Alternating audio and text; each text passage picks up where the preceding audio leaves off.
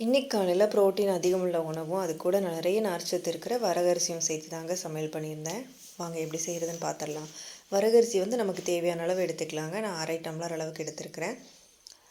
நல்லா வேக வச்சு வடிச்சுக்கலாம். ஒரு கடாயில் 2 டேபிள் ஸ்பூன் எண்ணெய் விட்டுட்டு ஒரு 2 முட்டை சேர்த்து நல்லா வறுத்து எடுத்துக்கலாங்க.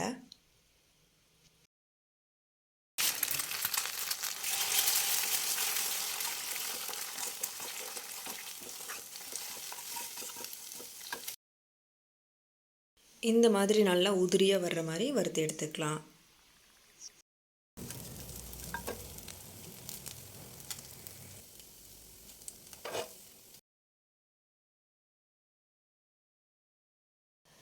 இந்த முட்டையை இறக்கி வச்சுட்டு இன்னொரு பாத்திரம் வச்சுட்டு ஒரு 4 டேபிள் ஸ்பூன் அளவுக்கு எண்ணெய் சேர்த்துக்கலாங்க. வரகரிசி பாருங்கள் நல்லா வெந்து வந்துருச்சு. தாளிக்கிறதுக்கு கொஞ்சம் ஜீரகம் சேர்த்துக்கலாம். அதுக்கப்புறம் நறுக்கி வச்சுருக்கிற பச்சை மிளகாய்,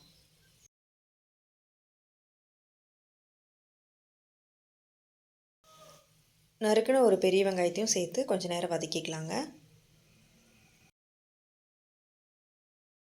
இது கூட ஒரு கேரட்டும் ஒரு குடமிளகாயும் அதையும் நறுக்கி சேர்த்துட்டு கொஞ்ச நேரம் நல்லா வதக்கி எடுத்துக்கலாங்க.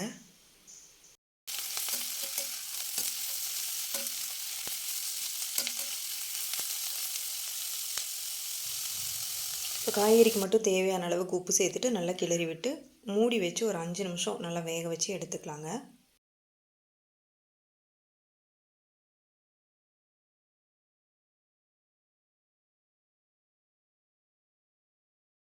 இது கூட வேக வச்சுருக்க கொண்டக்கடலையும் சேர்த்து நல்லா கிளறி விட்டுட்டு இது கூட வறுத்து வச்சுருக்கிற முட்டையும் சேர்த்து நல்லா கிளறிக்கலாங்க.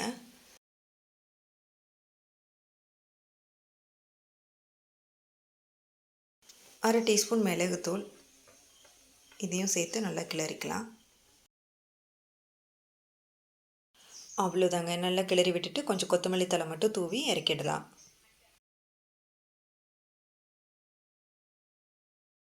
கஞ்சி வடித்து வச்சுருக்கிற வரகரிசி சாப்பாடு கொஞ்சம் சூடு ஆறுனதுக்கப்புறம் 2 ஸ்பூன் தயிர் சேர்த்துட்டு கூடவே 1 டம்ளர் பாலும் சேர்த்து உப்பு சேர்த்து நல்லா கிளறி எடுத்துக்கலாம்.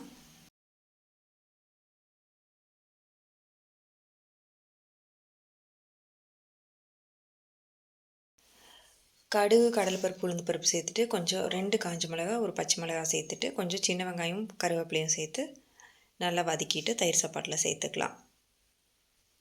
இப்போ சூப்பரான வரகரிசி தயிர் சாப்பாடும் ரெடி ஆயிருங்க. இது ஒரு 1/2 மணி நேரம் அப்படியே வச்சுருந்தா நல்லா கெட்டியாகிக்கும். தயிர் சாதம் செய்கிறோம் அப்படின்னா நம்ம இந்த குதிரைவாலி, வரகு, தெனை, சாமை இந்த அரிசிகளெல்லாம் செஞ்சோம் அப்படின்னா சிறுதானியம் சாப்பிடாதவங்க கூட நல்லா சாப்பிட்டு பழகிடுவாங்க. நீங்கள் அடிக்கடி தயிர் சாப்பாடு செய்கிறவங்களா இருந்தால் நீங்கள் இந்த அரிசியில் கூட ட்ரை பண்ணி பார்க்கலாம். இன்றைக்கி இந்த காலை உணவுமே ரொம்ப நல்லா இருந்துச்சு. இந்த சுண்டல் சொல்லவே வேண்டாம், அவ்வளோ டேஸ்ட்டாக இருந்துச்சு. உண்மையிலேயே குழந்தைங்களுக்கு இது ஸ்நாக்ஸாக செஞ்சு கொடுத்தா கூட நல்லா சாப்பிட்டுக்குவாங்க. அந்த அளவுக்கு இது டேஸ்ட்டாக இருந்துச்சு.